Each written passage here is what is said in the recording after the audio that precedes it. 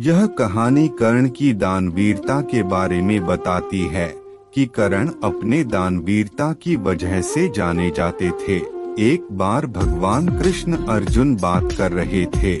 भगवान कृष्ण पांडवों के प्रिय मित्र थे, हमेशा उनका साथ देते थे। लेकिन दान पुण्य करने की जब बात होती थी, श्री कृष्ण केवल कर्ण को ही श्रेष्ठ दानवीर कहते थे। यह बात अर्जुन को अच्छी नहीं लगती थी। एक दिन अर्जुन ने भगवान कृष्ण से पूछा, हे वासुदेव, दान पुण्य तो 5 पांडव भी करते हैं, लेकिन आप हमारी कभी प्रशंसा नहीं करते।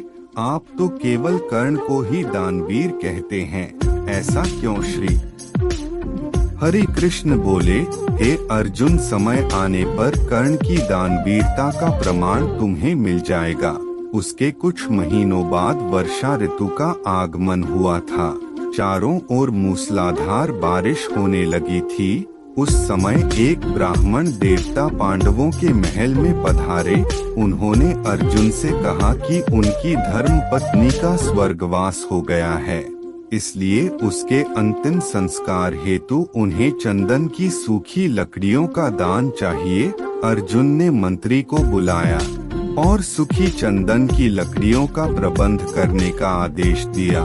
कुछ समय बाद लौटकर मंत्री ने बताया कि हमारे कोषागार तथा राज्य में अन्य कहीं पर भी सूखी चंदन की लकड़ी उपलब्ध नहीं है। बारिश का मौसम होने के कारण लकड़हारों ने भी काफी दिनों से वन में कदम नहीं रखा है।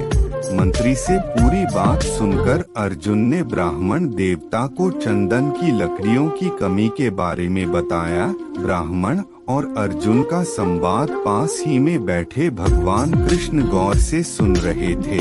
उन्होंने ब्राह्मण देवता को बताया, आपको इस समय चंदन की लकड़ियां केवल अंगदेश के राजा दानवीर कर्ण के पास ही मिल सकती है। भगवान कृष्ण ने अर्जुन को अपने साथ लिया और दोनों भेष बदलकर ब्राह्मण के साथ दानवीर कर्ण की सभा में पहुँचे। ब्राह्मण देवता ने उस सभा में कर्ण को भी चंदन की सूखी लकड़ियों का दान मांगा। कर्ण ने अपने मंत्री को बुलाकर उसका प्रबंध करने का आदेश दिया, लेकिन वहाँ पर भी चंदन की लकड़ियों का अकाल था। बारिश की वजह से समूचे राज्य में सूखी चंदन की लकड़ी शेष नहीं थी। वह सुनने के बाद कर्ण ने कुछ पल सोचकर सिपाहियों को बुलाया और महल के एक कक्ष में चंदन की लकड़ियों के खंभे तोड़ दिए और ब्राह्मण देवता को बहुत सारी सूखी चंदन की लकड़ियां उपलब्ध कराई। यहाँ तक कि उस ब्राह्मण को उसके घर तक पहुँचाने की व्यवस्था भी कर दी। यह दृश्य भेष बदले हुए कृष्ण और अर्जुन भी देख रहे थे। उस दिन अर्जुन को कर्ण के दानवीर होने का प्रमाण प्राप्त हुआ।